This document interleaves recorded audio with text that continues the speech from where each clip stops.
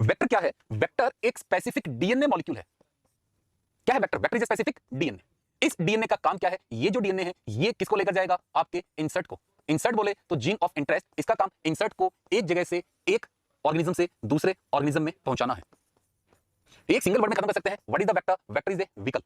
What is the vector? Vector is a vehicle. और vehicle का काम क्या होता है? व्हीकल का काम होता है किसी को लेकर जाना। व्हीकल किसी को लेकर जाना, तो डीएनए को एक जगह से दूसरी जगह लेकर जाना, या कहते हैं जीन ऑफ इंटरेस्ट को एक जगह से दूसरी जगह लेकर जाना। क्या लगेगा हमारा? वो वेक्टर।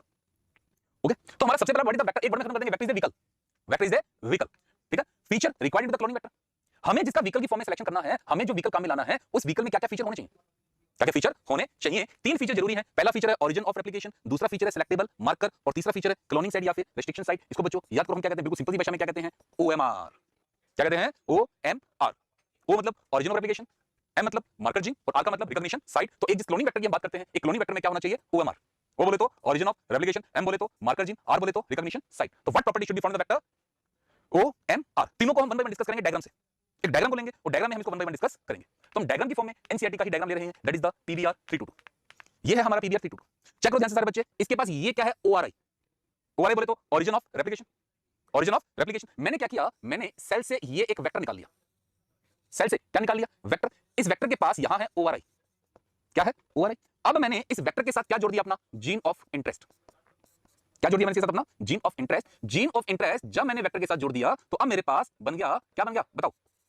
Recombinant vector. क्या बन गया? Recombinant vector. क्यों? क्योंकि मैंने इसके साथ क्या जोड़ दिया? अपना जीन ऑफ इंटरेस्ट। तो क्या बन गया मेरा? Recombinant vector. यहां तक क्लियर? अब इस रिकॉम्बिनेंट वेक्टर बनाने के बाद में मैं इस रिकॉम्बिनेंट वेक्टर को कहां भेज दूंगा? होस्ट में। कहां भेज दूंगा? होस्ट में। अब होस्ट में भेजने के बाद में मेरे को तो लार्ज स्केल प्रोडक्शन चाहिए।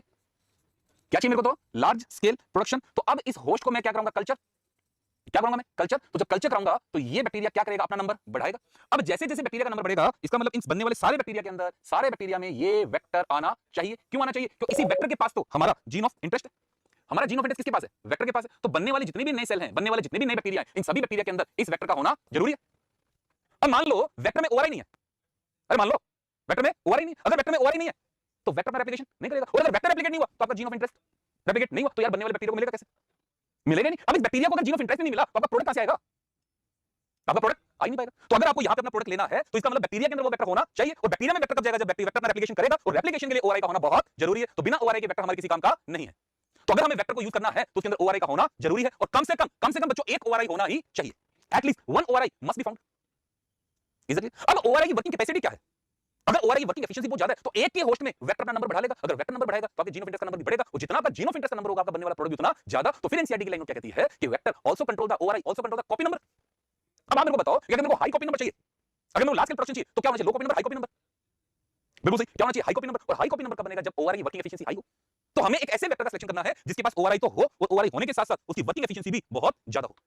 वर्किंग एफिशिएंसी भी बहुत ज्यादा हो। वर्किंग एफिशिएंसी जितनी ज्यादा होगी, वहां पर वेक्टर की कॉपी उतनी ज्यादा होगी, और वेक्टर की कॉपी जितनी ज्यादा होगी, वहां हमारा बनने वाला प्रोडक्ट उतना ज्यादा। तो चलो रीड करो पहला पैराग्राफ एनसीईआरटी का, ओआरआई और रेप्लिकेशन। अरे जीन ऑफ इंटरेस्ट वेक्टर में जुड़ेगा तभी तो रिकॉम्बिनेंट वेक्टर बनेगा। मेरे को क्या पता रिकॉम्बिनेंट वेक्टर है या नहीं है? हो सकता है इंसर्ट नहीं जुड़ा। अगर इंसर्ट जुड़ा ही नहीं तो वेक्टर मेरे किसी काम का नहीं रहेगा, और मेरे को तो रिकॉम्बिनेंट वेक्टर चाहिए। तो मैं पहचानूंगा कैसे? तो इसको पहचानने के लिए मेरे को एक मार्कर जीन चाहिए। वो मार्कर जीन मेरी हेल्प करेगा रिकॉम्बिनेंट वेक्टर को निकालने में। अब अगला टारगेट मेरा क्या रहेगा? रिकॉम्बिनेंट वेक्टर को होस्ट में भेजना। होस्ट में गया या नहीं गया मेरे को क्या पता? मेरे को तो नहीं पता लगेगा होस्ट में गया या नहीं गया। तो होस्ट में गया या नहीं गया, इसको निकालने के लिए भी मेरे को एक मार्कर जीन और चाहिए, जिसे मैं क्या निकालूंगा? Recombinant host. क्या निकालूंगा? Recombinant host. तो मेरे को एटलीस्ट 2 मार्कर जीन चाहिए।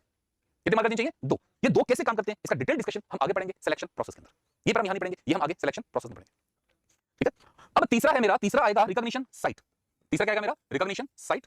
अब मेरे को इस मार्कर जीन के अंदर, मेरे को इस वेक्टर के अंदर क्या जोड़ना है? अपना इंसर्ट जोड़ना है, जीन ऑफ इंटरेस्ट जोड़ना है। तो जीन ऑफ इंटरेस्ट को जोड़ने के लिए इस वेक्टर के अंदर मेरे पास कई मार्कर साइट्स होनी चाहिए। कई, जैसे यहां पर आप ध्यान दो सारे बच्चे, यहां पर 8 साइट्स हैं। PST1, PVU1, EcoR1, CLE1, HindThird, BAMH1, SAL1, PBU1। इसका मतलब मैं PBR 322 के अगेंस्ट 8 तरह के RE यूज कर सकता हूं। मान लो कि इसके पास केवल एक ही साइट होती, कौन सी साइट होती? PST1। कौन सी साइट होती? PST1। तो मैं इसके अगेंस्ट केवल एक ही RE यूज कर सकता था, PST1। मतलब मेरे पास RE की चॉइस नहीं रहती। ऑब्लाइज होता मैं कि केवल PST1 यूज कर सकता हूं। क्यों? इसलिए केवल PST1 की साइट है। लेकिन सेकंड फेज में तो मेरे पास वास्तव में यहां एक ही साइट 8 साइट है। अगर मेरे पास यहां 8 साइट है तो मैं इसके अगेंस्ट 8 तरह के RE यूज कर सकता हूं। कितनी तरह के RE यूज कर सकता हूं? 8 तरह के। लेकिन दूसरी चीज पे गौर करो, यहां एक एंजाइम के लिए एक ही साइट है, PST की एक ही साइट है, PU1 की एक ही साइट है, EcoR1 की एक ही साइट है, CLE1 की एक ही साइट है, HindThird की एक ही साइट है, BAMH1 की एक ही साइट है, SAL1 की एक ही साइट है, PBU की भी एक ही साइट है। आप कोई भी एंजाइम यूज करो जो आपके मन में हो, कट एक ही जगह लगेगा। कट एक ही जगह लगेगा। तो जब एनसीईआरटी पढ़ेंगे तो एनसीईआरटी क्या कहती है कि number of recognition site should be very few but one for given आरी, वन फॉर ए गिवन आरी, मतलब सिंपल सी भाषा में few but one for one, few but one for one, मतलब कुछ होनी चाहिए बट एक के लिए एक होनी चाहिए। अगर ये हमारे पास एक वेक्टर है, दूसरा डायग्राम बनाते हैं, ये एक वेक्टर है, ये मेरे पास एक वेक्टर है, इस वेक्टर के अंदर मेरे पास यहां 4 रिकॉग्निशन साइट है। कितनी रिकॉग्निशन साइट है? 4, और चारों की चारों मैं कहता हूं इको R1 के लिए, चारों की चारों इको R1 के लिए है। तो अगर मैं इको R1 यूज करता हूं, अगर मैं इको R1 यूज करता हूं तो यहां कट लगेगा, यहां कट लगेगा, यहां कट लगेगा, यहां कट लगेगा, तो ये तो टुकड़े हो गए डीएनए के। ये तो मेरा वेक्टर टूट गया, अगर टूट गया अभी मेरे किसी काम का ही नहीं रहा। तो क्या करें NCERT? Very few but one recognition site for given R, if more than one recognition site for a given R is found then vector will fragmented, that will complicate the process. तो आप तो simple सी भाषा में क्या करो, NCERT में क्या लिख लो, जहां रिकॉग्निशन साइट दिया हुआ है दो चीज लिख लो, few one for one, few but one for one, मतलब टोटल नंबर तो फ्यू हो लेकिन एक के लिए एक ही हो, टोटल नंबर तो फ्यू हो बट एक के लिए एक ही हो, एक आरी के लिए एक से ज्यादा साइट ना हो। अगर एक आरी के लिए एक से ज्यादा साइट हो गई तो वो आरी हमारे, वो वेक्टर हमारे किसी काम का नहीं रहेगा। ठीक है, तो 3 प्रॉपर्टी होनी चाहिए एज पर एनसीईआरटी। तो 3 प्रॉपर्टी कौन-कौन सी है? पहली प्रॉपर्टी है हमारी ओआरआई। चलो चेक करो, क्या इस पीबीआर 322 के अंदर ओआरआई है या नहीं है? यस, ओआरआई है। अच्छा याद करो कितने ओआरआई होने चाहिए? एक। कितने ओआरआई होने चाहिए? एक। चलो चेक करो कितना ओआरआई है? एक। कम से कम एक ओआरआई का होना बहुत जरूरी है, और एक ओआरआई यहां पर है। मार्कर जीन कितने होने चाहिए? 2, क्योंकि हम सिलेक्शन 2 स्टेप में करेंगे। तो यहां चेक करो 2 मार्कर जीन है, AMPR, TETR, ampicillin resistant gene, tetracycline resistance gene. इन दो में से एक हमारी हेल्प करेगा ट्रांसफॉर्मेंट को निकालने में, और एक हमारी हेल्प करेगा रिकॉम्बिनेंट को निकालने में। कम से कम 2 मार्कर जीन का होना जरूरी है, और यहां पे 2 मार्कर जीन है। उसके बाद आती है रिकॉग्निशन साइट। रिकॉग्निशन साइट क्या बोलते हैं एनसीईआरटी? फ्यू। चेक करो कितनी है? 8 बट 1 फॉर 1। टोटल तो 8 है लेकिन एक आरी के लिए एक ही है। आपकी जो मन में है वो आरी यूज कर लो, कट एक ही जगह लगेगा, कट एक ही जगह लगेगा। ठीक है, इसके अलावा इस डायग्राम में एक चीज और गिवन है, आरओपी।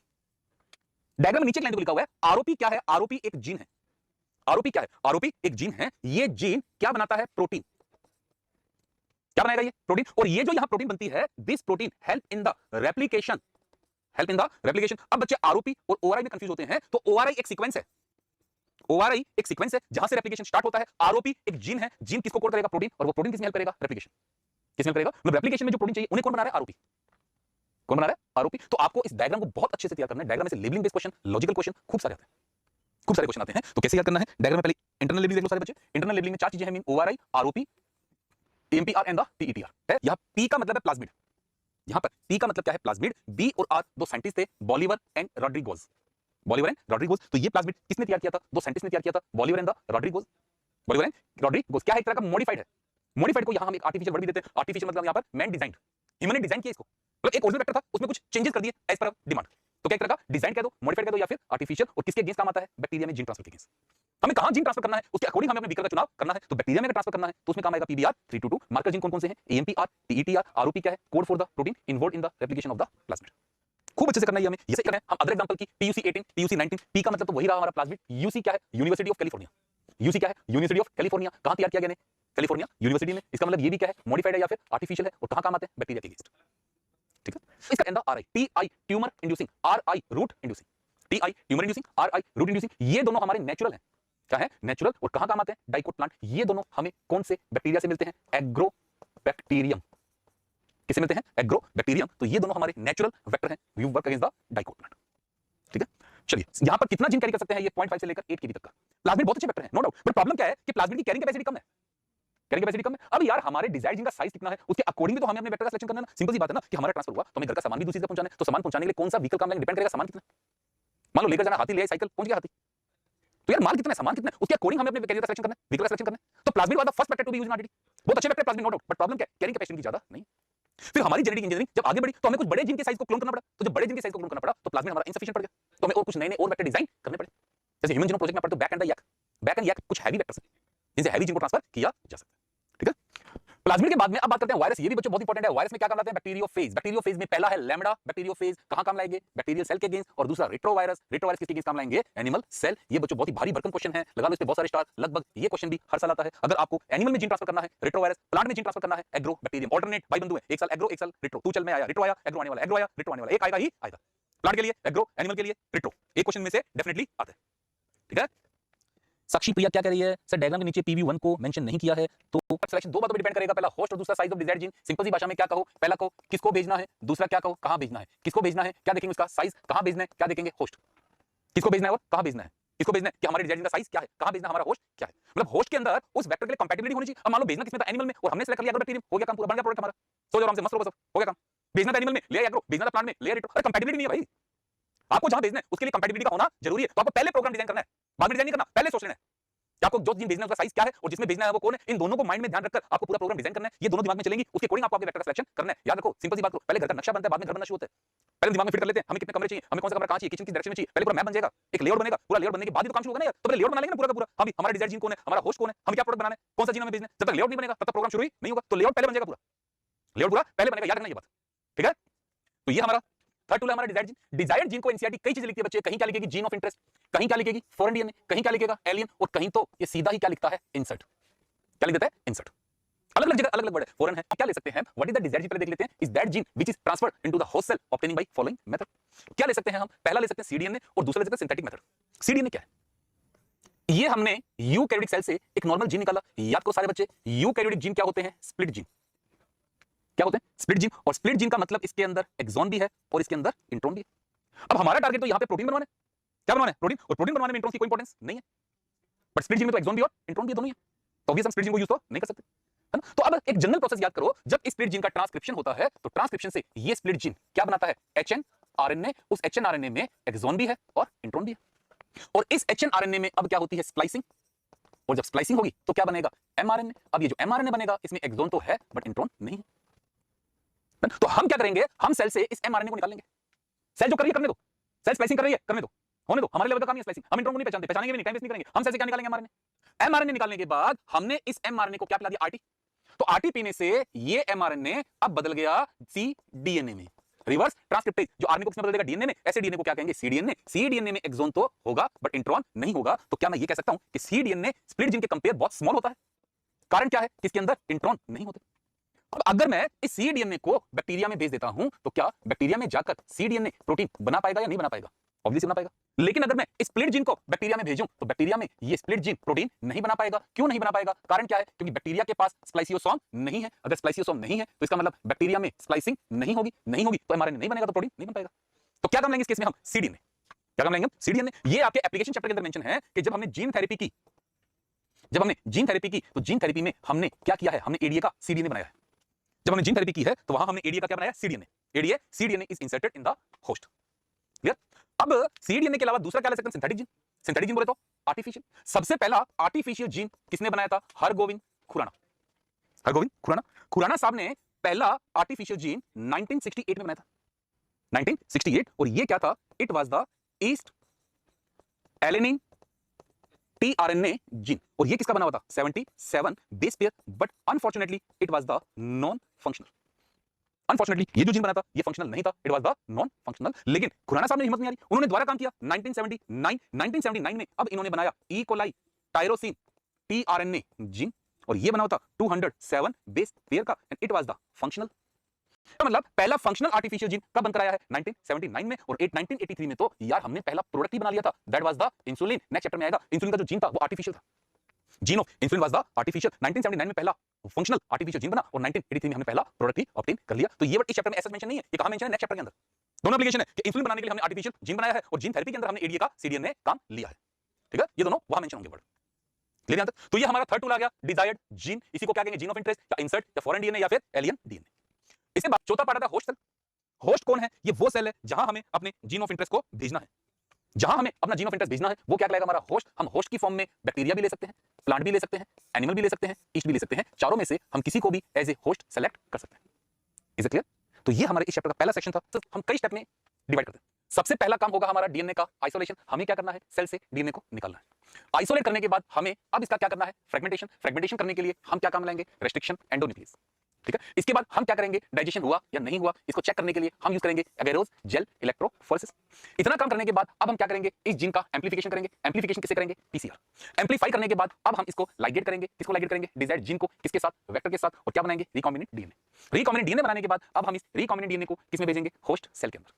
होस्ट सेल में भेजने के बाद हमें क्या करना है, होस्ट सेल का selection of cell having recombinant DNA. और फिर हमें क्या करना है, इसमें से जीन प्रोडक्ट ऑब्टेन करना है। और ऑब्टेन करने के बाद हमें क्या करनी है, डाउनस्ट्रीम प्रोसेसिंग। एनसीईआरटी में इतने स्टेप नहीं है, एनसीईआरटी में 6 स्टेप है, लेकिन हम इसको डिटेल में लेकर चल रहे हैं तो कुछ स्टेप थोड़ा आगे पीछे है, सीक्वेंसिंग थोड़ी सी आगे पीछे। तो हम इसको एक लीनियराइज कर रहे हैं कि पूरी प्रोसेस कैसे की जाती है। हम सारे स्टेप एक एक करके स्टडी करेंगे। आइसोलेशन ऑफ डीएनए, हमें सबसे पहले क्या करना है, डीएनए को आइसोलेट करना है। हमने जैसे शुरू में क्या देखा था, डीएनए कहां है, सेल के अंदर।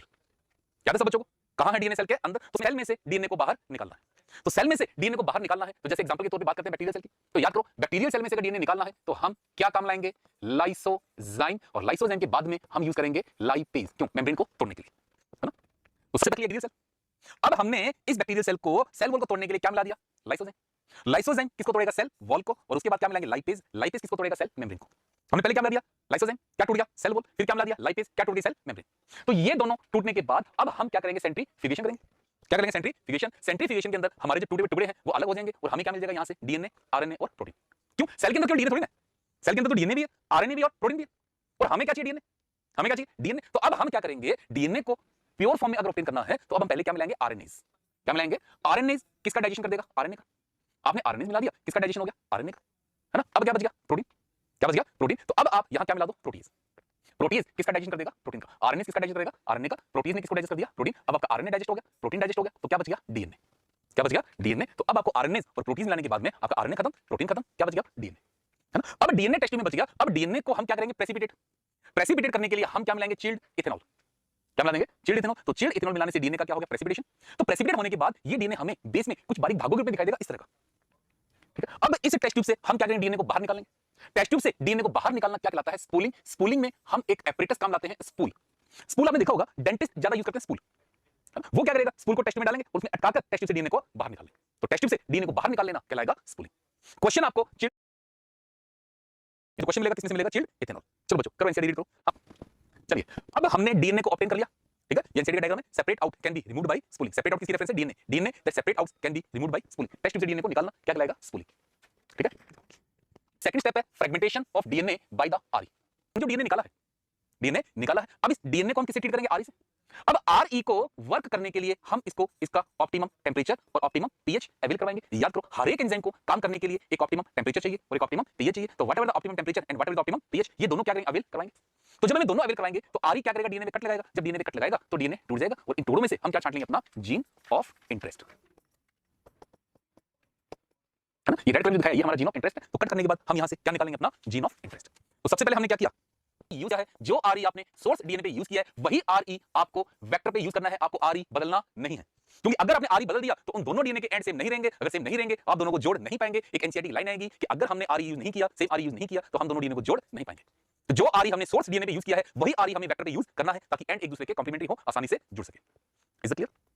अब साथ साथ अब ये कह रहे हैं कि आपने जब मीडियम में आरई मिलाया तो आरई क्या करेगा, डीएनए का डाइजेशन कर देगा। अरे डाइजेशन हुआ या नहीं हुआ, यस या नो, हमें क्या पता, हमें नहीं पता, हमें तो पता करना पड़ेगा डाइजेशन हुआ या नहीं हुआ। तो लाइन पढ़ो एनसीईआरटी की, progression of digestion is checked by the gel electrophoresis. NCERT खोल के बच्चों, पढ़ो लाइन क्या लिखा है, digestion progression is checked by the gel electrophoresis. Is it clear. इसे चेक करेंगे हम जेल इलेक्ट्रोफोरेसिस से, ठीक है। तो हमारा अगला स्टेप क्या आ जाएगा, अगेरोस जेल इलेक्ट्रोफोरेसिस। अब जेल इलेक्ट्रोफोरेसिस में क्या किया जाता है, सब बच्चों को याद है, एनसीईआरटी में जाओ बच्चे, जेल इलेक्ट्रोफोरेसिस का आपके पास एक पूरा डिटेल है, वहां चले जाओ, ठीक है। ठीक है, उसमें 4 लेन गिवन है, लेन 1, लेन 2, लेन 3, लेन 4। चारों लेन में क्या किया, हमने अपना डीएनए सैंपल भर दिया, डीएनए सैंपल भर दिया। अब लेन 1 में देखिए, लेन 1 में आपको एक ही बैंड दिखाई दे रहा है, एक ही बैंड है, इसका मतलब डीएनए का एक ही टुकड़ा है, एक ही टुकड़ा है, इसका मतलब डीएनए अनडाइजेस्टेड है, डीएनए अनडाइजेस्टेड। लेन 2 3 4 में आप देखिए, लेन 2 3 4 के अंदर आपको एक से ज्यादा बैंड दिखाई दे रहे हैं। एक से ज्यादा बैंड दिखने का मतलब वहां डीएनए का एक टुकड़ा, एक से ज्यादा, हां बच्चों एक से ज्यादा, इसका मतलब ये डीएनए क्या है, आपका डाइजेस्टेड है। ये डीएनए क्या आपका डाइजेस्टेड। तो लेन 1 क्या दिखा रही है, अनडाइजेस्टेड डीएनए, और 2 3 4 क्या बता रही है, डाइजेस्टेड डीएनए। लेन 1 क्या है, अनडाइजेस्टेड है, और 2 3 4 क्या है, डाइजेस्टेड है। यहां पे कुछ अपने कॉन्सेप्ट को देखो दोबारा, कि हमारा जो डीएनए होता है, डीएनए हमारा चार्ज मॉलिक्यूल है। डीएनए पर कौन सा चार्ज होता है, नेगेटिव। नेगेटिव चार्ज का कारण कौन होता है, फास्फोरिक एसिड। इसका मतलब डीएनए हमारा एनाइन है, डीएनए हमारा एनाइन है। तो कोई भी ऐसा मॉलिक्यूल जिस पर चार्ज होता है, उस चार्ज डीएनए को हम जेल इलेक्ट्रोफोरेसिस से सेपरेट कर सकते हैं। याद रखना, जेल इलेक्ट्रोफोरेसिस में सेपरेशन किसका किया जा सकता है, चार्ज का, अनचार्ज का नहीं, है ना। डीएनए पर चार्ज होता है, आरएनए पर चार्ज होता है, प्रोटीन पर चार्ज होता है, तो डीएनए, आरएनए या प्रोटीन को हम जेल इलेक्ट्रोफोरेसिस से सेपरेट कर सकते हैं। क्लियर। अब कौन सा चार्ज डीएनए पर, एनाइन है। और याद रखो बच्चों, एनाइन हमेशा किसकी तरफ जाता है, एनोड। किसकी तरफ जाता है, एनोड। तो इसका मतलब हमारा सैंपल लोडिंग कहां होगा, कैथोड पर, और डीएनए कहां जाएगा, एनोड की तरफ। सैंपल लोडिंग हमारा कैथोड पर होगा और डीएनए कहां जाएगा, हमारा एनोड की तरफ जाएगा। अब यहां पर जो रेट ऑफ मूवमेंट होती है, वो रेट ऑफ मूवमेंट साइज के इनवर्सली प्रोपोर्शनल है। डीएनए फ्रेगमेंट जितना भारी होगा, रेट ऑफ मूवमेंट उतनी कम होगी। डीएनए फ्रेगमेंट जितना हल्का होगा, मूवमेंट उतनी ज्यादा होगी। इसका मतलब लार्जेस्ट फ्रेगमेंट हमें कहां देखने को मिलेगा, कैथोड एंड पर, और स्मॉलेस्ट फ्रेगमेंट हमें कहां देखने को मिलेगा, एनोड एंड पर। लार्जेस्ट कहां रहेगा, कैथोड एंड पर, स्मॉलेस्ट कहां रहेगा, एनोड एंड पर।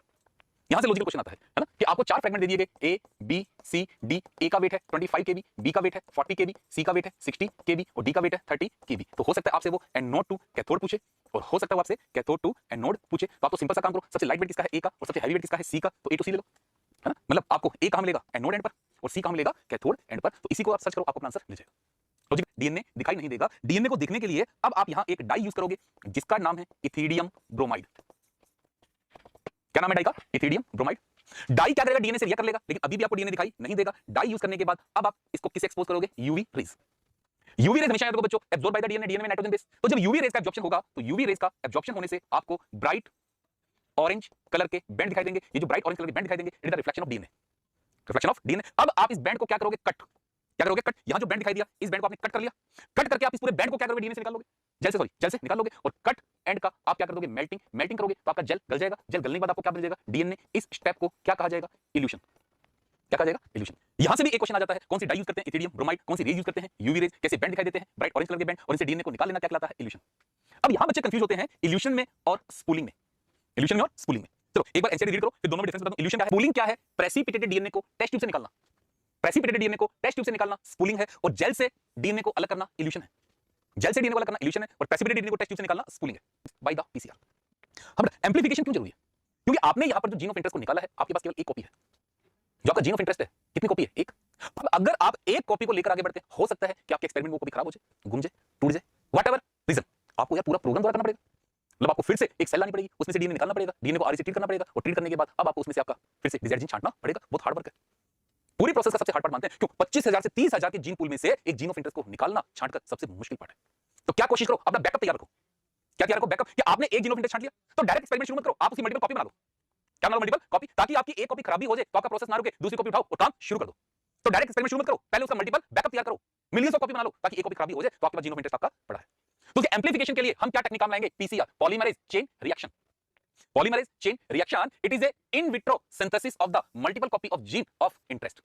जो आपका जीन ऑफ इंटरेस्ट था, जो आपका डिजायर्ड जीन था, इसकी आप मिलियंस ऑफ कॉपी तैयार कर लीजिए। पीसीआर टेक्निक है, इसको इन्वेंट किसने किया था, carry मुलिस, invented by the carry मुलिस। तो कैरी मुलिस को इसके लिए नोबेल प्राइज दिया गया था 1983 के अंदर, ये इन्वेंट हुआ था।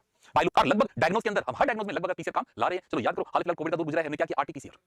क्या हमने आरटीपीसीआर, क्यों, कोविड वायरस आपका आरएनए वायरस था, तो आरएनए को पहले डीएनए में बदल लिया, आरटी पे लाकर रिवर्स ट्रांसक्रिप्टेज, फिर हमने पीसीआर करवा लिया, पीसीआर से मल्टीपल कॉपी बना ली। अगर मल्टीपल कॉपी बन गई, इसका कंसंट्रेशन बढ़ गई, अगर कंसंट्रेशन बढ़ गई तो आसानी से पहचान सकते हैं कि पर्टिकुलर पैथोजन का डीएनए हमारी बॉडी में है या नहीं। ये एपेंड ऑफ ट्यूब है। आपने क्या किया, आपने इस एपेंड ऑफ ट्यूब के अंदर क्या रख दिया, अपना जीन ऑफ इंटरेस्ट। वो जीन जिसकी आपको मल्टीपल कॉपी बनानी है, जिसका आपको मल्टीप्लिकेशन करना है, वो जीन ऑफ इंटरेस्ट आपने कहां रख दिया, एपेंड ऑफ ट्यूब के अंदर। अब आपको जीन ऑफ इंटरेस्ट का रेप्लिकेशन करवाना है, तो रेप्लिकेशन करवाने के लिए आपको एंजाइम की जरूरत पड़ेगी, पॉलीमरेज। पॉलीमरेज को वर्क करने के लिए हमेशा क्या चाहिए, प्राइमर। तो आपने क्या मिला दिया, यहां प्राइमर, और जो रॉ मटेरियल है वो यहां कौन होगा, आपका डीएनटीपी, और साथ में क्या मिला दीजिए, को फैक्टर लाइक द मैग्नीशियम। चलो मिनरल न्यूट्रिशन चैप्टर याद करो, डीएनए पॉलीमरेज, आरएनए पॉलीमरेज का को फैक्टर कौन है, मैग्नीशियम। कौन है, मैग्नीशियम। तो आपने सारा का सारा माल काम ला दिया एपेंड ऑफ ट्यूब के अंदर, काम ला दिया eppendorf tube. Eppendorf tube में आपने क्या दिया, अपना gene of interest, DNA polymerase, primer, dNTP and the cofactor magnesium. अब आपका ये जो जीन ऑफ इंटरेस्ट है ना यार, डबल स्टैंड है, और आपका टेम्परेचर क्या, सिंगल स्टैंड। तो क्या करो, टेम्परेचर को ले जाओ 94 पर, 94 पर लाएंगे तो क्या होगा, डीनेचुरेशन, या हाइड्रोजन बॉन्ड टूट जाएंगे, तो आपके दोनों स्टैंड अलग हो जाएंगे, तो क्या बन गया आपका सिंगल स्टैंड डीएनए। समस्या क्या है, समस्या ये है कि आप अगर 94 टेम्परेचर करेंगे तो आपके डीएनए का डीनेचुरेशन तो होगा, लेकिन डीएनए के साथ साथ आपके एंजाइम भी डीनेचर हो जाएंगे। अब याद करो सारे बच्चे, डीनेचर डीएनए रीनेचर हो जाता है, लेकिन डीनेचर एंजाइम रीनेचर नहीं हो पाएंगे। तो क्या करें यार, अगर एंजाइम हमारा रीनेचर नहीं हुआ तो एंजाइम काम नहीं करेगा। तो हम यहां पे एक स्पेसिफिक पॉलीमरेज यूज करते हैं, जो कौन है, हमारा टैक पॉलीमरेज। टैक पॉलीमरेज हमें एक बैक्टीरिया से मिलता है जिसका नाम है थर्मस एक्वेटिकस। थर्मस एक्वेटिकस, ये एंजाइम हमारा थर्मोस्टेबल है। थर्मोस्टेबल मतलब हाई टेम्परेचर पर भी ये एंजाइम वर्क करेगा। ठीक है, 70 पर, 80 पर, 90 पर लाइफ पॉसिबल नहीं है, लेकिन कोई तो रह रहा है, हम नहीं रह सकते, पर कोई तो रह रहा है, और जो रह रहा है वो जिंदा है, इसका मतलब उसके एंजाइम उस टेम्परेचर पे काम कर सकते हैं। तो ये जो थर्मस एक्वेटिकस है, ये थर्मोफिलिक बैक्टीरिया है, जो कहां रहता है, हाई टेम्परेचर पर। इसका मतलब इसके एंजाइम हाई टेम्परेचर के लिए अडैप्ट है, इसका मतलब इसके एंजाइम थर्मोस्टेबल है। तो मैक्सिमम एफिशिएंसी है वो कहां है, 72 डिग्री सेंटीग्रेड। मैक्सिमम एफिशिएंसी इसकी 72 डिग्री सेंटीग्रेड पर है। हम बच्चों बात समझ गए कि हम नॉर्मल पॉलीमरेज क्यों काम नहीं ला सकते। फिर हमारे बच्चे कहते हैं कि सर क्यों डीनेचुरेशन के लिए आप हेलिकेज यूज क्यों नहीं कर लेते, हेलिकेज यूज कर लो तो आपके नॉर्मल पॉलीमरेज में काम चल जाएगा। अरे भाई, आप हेलिकेज और पॉलीमरेज को सेम मीडियम में काम नहीं करवा सकते ना। क्यों, हर एक एंजाइम की अपनी वर्किंग पीएच है, और आप आर्टिफिशियली दो पीएच एक साथ अवेल नहीं करवा सकते हो। ये इन विट्रो है, इन विवो नहीं है। अगर आपका इन विवो सिस्टम था, अगर आपका सेल में काम इन विट्रो है, इन विवो नहीं है। अगर आपका इन विवो सिस्टम था, अगर आपका सेल में काम हो रहा था, तो वहां हेलिकेज काम कर लेगा, आपको टेम्परेचर की जरूरत नहीं पड़ेगी। लेकिन याद रखो बच्चों, सेल एक ऐसा सिस्टम है जो हर एक एंजाइम को काम करने के लिए उसको उसकी वर्किंग पीएच अवेल करवा सकता है, बट आप आर्टिफिशियली वो पीएच अवेल नहीं करवा सकते। आप हेलिकेज नहीं काम ला सकते, हेलिकेज काम लाओगे तो हेलिकेज की वर्किंग कंडीशन नहीं पड़ेगी, तो पॉलीमरेज की वर्किंग कंडीशन नहीं दे पाओगे। तो आपके हेलिकेज का ऑटोमेशन है, पॉलीमरेज का। अब हेलिकेज की जगह क्या काम ले, टेंपरेचर। क्या काम ले, टेंपरेचर। लेकिन टेंपरेचर आपके एंजाइम को डीनेचर करेगा, तो आपने सॉल्यूशन क्या निकाल लिया, तो आपने पैक पॉलीमरेज यूज कर दिया, अब कुछ होगा ही नहीं। Is it clear? हमेशा प्राइमर चाहिए। डीएनए पॉलीमरेज कभी भी प्रोसेस को इनिशिएट नहीं कर सकता, डीएनए पॉलीमरेज को काम करने के लिए हमेशा प्राइमर की जरूरत होती है। तो हमने यहां क्या मिलाया, प्राइमर। तो अब हम यहां क्या करेंगे, टेंपरेचर को 94 से कम करके 54 पर लाएंगे, ताकि क्या अगर जुड़ जाए, प्राइमर। ये प्राइमर का 5' एंड, तो ये प्राइमर का 3' एंड, 3' एंड पर OH होता है। ये प्राइमर का 5' एंड, ये प्राइमर का 3' एंड, 3' एंड पर क्या होता है, OH। तो प्राइमर अगर जुड़ गया तो इसका मतलब OH अवेलेबल हो गया, और OH अवेलेबल हो गया तो आपका डीएनए पॉलीमरेज काम शुरू कर सकता है। प्राइमर का आकर जुड़ना क्या कहलाएगा, एनीलिंग। क्या कहलाएगा, एनीलिंग। आपने पहले क्या काम किया, डीनेचुरेशन। डीनेचुरेशन के बाद में क्या करवा दी, एनीलिंग। तो एनीलिंग में कौन आकर जुड़ गया, प्राइमर। और प्राइमर के पास क्या है, OH। अब OH अवेलेबल हो गया या नहीं हो गया, बताओ। अब OH अवेलेबल हो गया, अगर OH अवेलेबल हो गया है, इसका मतलब अब आपका डीएनए पॉलीमरेज काम कर सकता है। अब आपने कौन सा डीएनए पॉलीमरेज यूज किया है, टैग पॉलीमरेज, जिसकी मैक्सिमम एफिशिएंसी क्या है, 70। तो आप टेंपरेचर को बढ़ाओ, टेंपरेचर को बढ़ाकर कहां ले, 72 पर। तो 72 पर आते ही आपका टैग पॉलीमरेज काम शुरू कर देगा। तो क्या करेगा, प्राइमर को एक्सटेंड कर देगा। अगर प्राइमर का एक्सटेंड हो गया तो एक नया स्ट्रैंड बन गया। तो आपके पास एक डीएनए से कितने डीएनए बन गए, 2। जब आपका दूसरे राउंड में 4, तीसरे में 8, चौथे में 16, पांचवें में 32, अगर आपने n राउंड चला दिया तो आपका डीएनए का नंबर क्या हो जाएगा, 2 की पावर n। अगर आपने n की वैल्यू 30 रख दी तो आपका डीएनए क्या होगा, 2 की पावर 30। तो 2 की पावर 30 तो कैलकुलेशन तो रहेंगे मिलियंस कॉपी ऑफ डीएनए। तो क्या हम इस प्रोसेस से डीएनए की मिलियंस ऑफ कॉपी को बहुत ही कम ड्यूरेशन में बना सकते हैं, नहीं बना सकते? यस, इजीली बनाया जा सकता है। तो इस टेक्निक के इन्वेंशन के लिए कैरी मुलिस को नोबेल प्राइज दिया गया था। इस डिजायर्ड जीन को किसके साथ जोड़ेंगे, वेक्टर के साथ, और वेक्टर के साथ जोड़कर अब हम बना लेंगे आरडीएनए। क्या बना लेंगे, आरडीएनए। कैसे बनेगा, हमने क्या किया था, सोर्स डीएनए लिया था। क्या लिया हमने, source DNA cut by the eco R one. Eco R one से कट करके हमने क्या निकाल लिया, gene of interest. Gene of interest. अब हमने क्या लिया, वेक्टर। क्या लिया, वेक्टर पर भी क्या यूज करेंगे, सेम आर इको आर1। और इको आर1 क्या करेगा, वेक्टर पे कट लगा देगा। ये क्या बन गया मेरा, कट वेक्टर। क्या बन गया मेरा, cut vector with space. Cut vector with space. चलो बच्चे एनसीईआरटी खोलो। P cell vector are treated by the PCR से ठीक ऊपर की 3 लाइनें, पीसीआर से ठीक ऊपर की 3 लाइनें पढ़ना शुरू करेंगे। Source DNA having gene of interest as well as vector. Source DNA having gene of interest as well as vector are treated by the same RE, treated by the same RE so that end become complementary. And become complementary. Clear है? अब अगली line देखेंगे, gene of interest from the source DNA, gene of interest from the source DNA and the cut vector with space, cut vector with space. अब हमने क्या लिया, एक medium. Medium में हमने क्या रखा अपना, कट वेक्टर। क्या रखा, कट वेक्टर। और इसी मीडियम में मैंने क्या रख दिया, सोर्स डीएनए। इसी मीडियम में मैंने क्या रख दिया, अपना सोर्स डीएनए से जो मैंने जीन ऑफ इंटरेस्ट निकाला था वो रख दिया। और यहां इस मीडियम में अब मैं क्या मिला दूंगा, लाइगेज। क्या रखा मैंने यहां, मेरा gene of interest, gene of interest के साथ में कट वेक्टर विद स्पेस। और यहां क्या मिला दिया मैंने साथ में, लाइगेज। क्या मिला दिया, लाइगेज। तो अब मेरा जो जीन ऑफ इंटरेस्ट है वो कट वेक्टर के साथ जुड़ सकता है या जुड़ेगा, यस जुड़ सकता है। जुड़ेगा गारंटी नहीं है, लेकिन मैं पहचानूंगा कैसे, इस कट वेक्टर के अंदर मेरे पास 2 मार्कर जीन थे, एक था AR और दूसरा था TR। मान लो एग्जांपल के तौर पे इको आर1 यूज किया मैंने, इको आर1 की साइड TR में थी, एग्जांपल के तौर पर बच्चे। तो कट कहां लगा मेरा, TR में। तो TR में कट लगा तो ये मेरे पास वेक्टर बन गया। ये जो कट वेक्टर है इसमें AR तो है या नहीं है, बोलो बच्चों, AR है या नहीं है, AR तो है बट इसमें TR नहीं है। अभिषेक माधवन, अगर जीन ऑफ इंटरेस्ट अगर जुड़ गया तो उसके बाद TR नहीं रहा। अब बताओ ये रिकॉम्बिनेंट वेक्टर को क्या मैं आसानी से पहचान सकता हूं? अच्छा क्वेश्चन सोल्व करो। पहचानने के लिए मैं क्या यूज करूंगा, एम्पिसिलिन या टेट्रासाइक्लिन? जल्दी बोलो कमेंट करो, क्या काम आएगा, AMP या TET? I am waiting.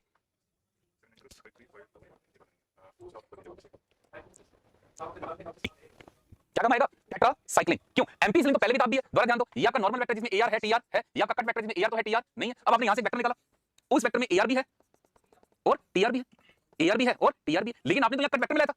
Cut vector में तो TR नहीं था, बट आपको वेक्टर में TR देखने को मिल रहा है। इसका मतलब दोनों में आपस में जुड़ गए। अगर दोनों में आपस में जुड़ गए तो आपके पास क्या है, नॉन रिकॉम्बिनेंट वेक्टर, और वो आपके किसी काम का नहीं है। बट फिर आपने क्या किया, कुछ वेक्टर ऐसे भी जिसमें TR नहीं था। TR क्यों नहीं था, क्योंकि दोनों के बीच में आपका कौन आकर जुड़ गया, gene of interest. Gene of interest अगर जुड़ गया तो TR इनएक्टिव हो गया। तो यहां से एनसीईआरटी में स्टेटमेंट आएगा कि आपका जो इंसर्ट है, कौन है, इंसर्ट। जब इंसर्ट आपका नेटिव जीन में जुड़ गया, ये कौन आपका इंसर्ट, इंसर्ट किसमें जुड़ गया, नेटिव जीन। तो नेटिव जीन में जुड़ने के कारण आपका नेटिव जीन क्या हो गया, इनएक्टिव।